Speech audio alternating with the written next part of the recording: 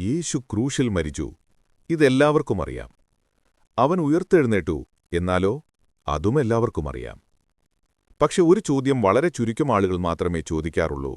എന്തുകൊണ്ടാണ് യേശു പ്രത്യേകിച്ച് 3-ാം ദിവസം ഉയർത്തെഴുന്നേറ്റത്? 2-ാം ദിവസം ആകാതിരുന്നതിനും 4-ാം ദിവസം ആകാതിരുന്നതിനും ഒരു കാരണമുണ്ടോ? ഒന്നൊരം വിശദമായ ഉദ്ദേശമുണ്ടോ? ഉത്തരം അതെ. ബൈബിളിൽ ഒന്നും യാദൃശ്ചികമല്ല.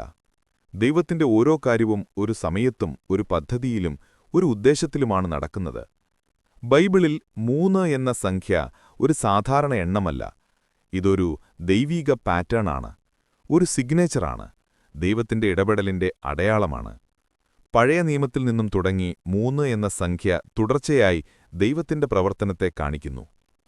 ഉദാഹരണത്തിന്, യോനാ മീനിന്റെ വയറ്റിൽ 3 ദിവസം, അബ്രഹാം മോറിയ പർവ്വതത്തിലെത്തിയത് 3-ാം ദിവസം, പത്രോസ് യേശുവിനെ 3 തവണ നിഷേധിച്ചു. പിന്നീട് യേശു പത്രോസിനോട് 3 തവണ ചോദിച്ചു, നീ എന്നെ സ്നേഹിക്കുന്നുവോ? ദൈവത്തിന്റെ സ്വഭാവം പോലും 3 രൂപത്തിൽ: പിതാവ്, പുത്രൻ, പരിശുദ്ധാത്മാവ്. ഇങ്ങനെ നോക്കുമ്പോൾ 3 എന്ന സംഖ്യ ഒരു ദൈവീക ചിഹ്നമാണ്. പക്ഷെ ഇതിൽ മറ്റൊരു കാരണവുമുണ്ട്. അതാണ് സംസ്കാര പശ്ചാത്തലം. യേശുവിന്റെ കാലത്ത് ജൂതരിൽ ഒരു വിശ്വാസമുണ്ടായിരുന്നു.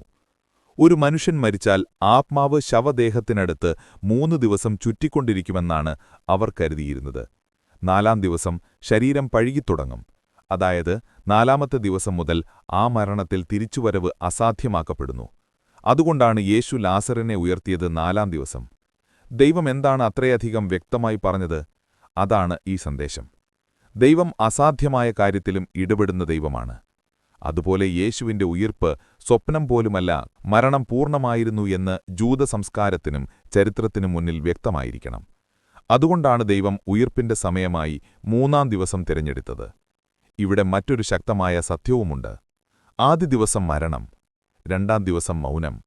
യാതൊരു മാറ്റവുമില്ലാത്ത ദിവസമായി തന്നെ തോന്നാം. പക്ഷേ 3-ാം ദിവസം ദൈവത്തിന്റെ പ്രവൃത്തി തെളിഞ്ഞതും ശക്തമായതും വിജയമുള്ളതുമാക്കി മാറുന്നു.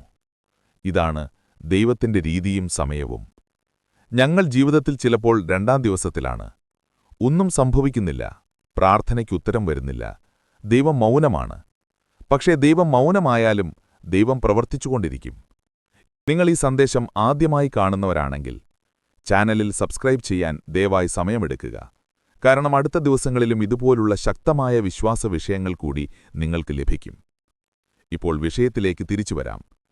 യേശുവിന്റെ ഉയിർപ്പിന്റെ 3-ാം ദിവസം ഒരു തീയതി മാത്രമല്ല, ഒരു പ്രബോധനമാണ്. ദൈവം സമയത്ത് പ്രവർത്തിക്കുന്ന ദൈവമാണ്. വൈകല്യം ദൈവത്തിന്റെ നിരസിക്കലല്ല. അവസാനം തോന്നുന്ന സ്ഥലത്ത് തന്നെയാണ് ദൈവത്തിന്റെ പദ്ധതി ആരംഭിക്കുന്നത്. പഴയ നിയമത്തിലെ പ്രവചനം പോലും ഇതേ കാര്യമാണ് പറഞ്ഞത്. ഹോശേയ 6:2 എഴുതിയിരിക്കുന്നു, 2-ാം ദിവസം അവൻ നമ്മെ പുനഃസ്ഥാപിക്കും, 3-ാം ദിവസം അവൻ നമ്മളെ ഉയർത്തും. ഈ വചനം യേശുവിൽ സാക്ഷാൽ നിറവേറുകയും ചെയ്തു.